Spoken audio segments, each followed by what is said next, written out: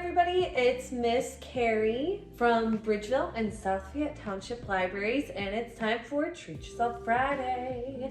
And what we're going to be doing this Friday is we are making surprise inside bombs, which is super fun. So let's see what you'll need.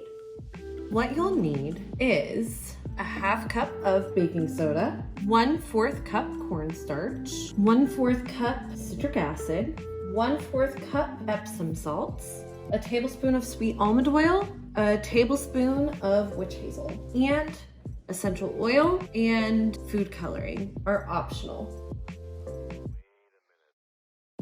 Now that you know what you'll need, let's get started. I did get this recipe from DIY Beauty by In De Clercq. In her book, it's called Pinata Bath Bomb, but I'm calling it Surprise Inside for our kids. What you wanna do first is you wanna divide up your Epsom salts into 4 different mixing bowls.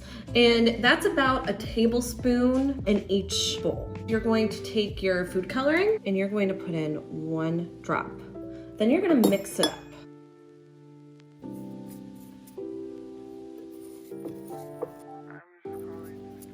If it's not as vibrant as you would like it to be, what you can do is you can put in another drop or 2 drops.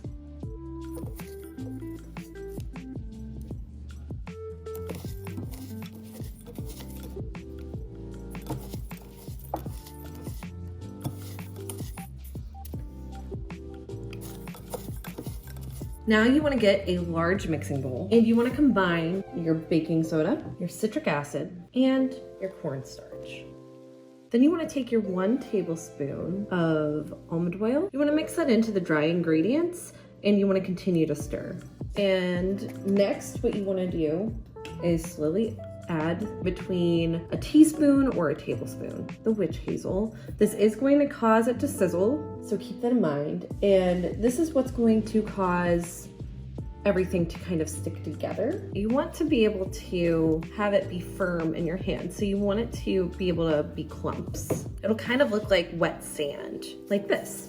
Now the next step is you want to take about 1/3 teaspoon of each of your colors. These are going to go in the top of your molds to make the top of your bath bomb look really pretty. And you're gonna set that aside. And now the next thing that you're going to do is add the rest of the salt into your bath bomb mixture. And then you wanna stir everything together. Right now I only have small molds, but the molds that you're going to get in your kit are going to be probably enough for 2 of these. So what you wanna do is you wanna take your mold and you wanna put your bath bomb mixture into the mold until it's overflowing. Don't forget to put some of your salt on the top of your molds, so then they'll be sitting on top. And then you just want to smush them together, like that. Whenever you have your molds filled, they're going to look something like this. They're going to have that like middle part, almost like an Oreo or like a sandwich. And you want to keep these overnight in this. You do not want to take them apart today because they will not stay. So make sure to keep them together. I sometimes like to put them in the fridge too, or in the freezer. So that's something that you can do as well if you would like. And I will show you tomorrow what the bath bombs turn out to look like. I think these turned out really well, which is super cool. They turned out really pretty with all of the different colors.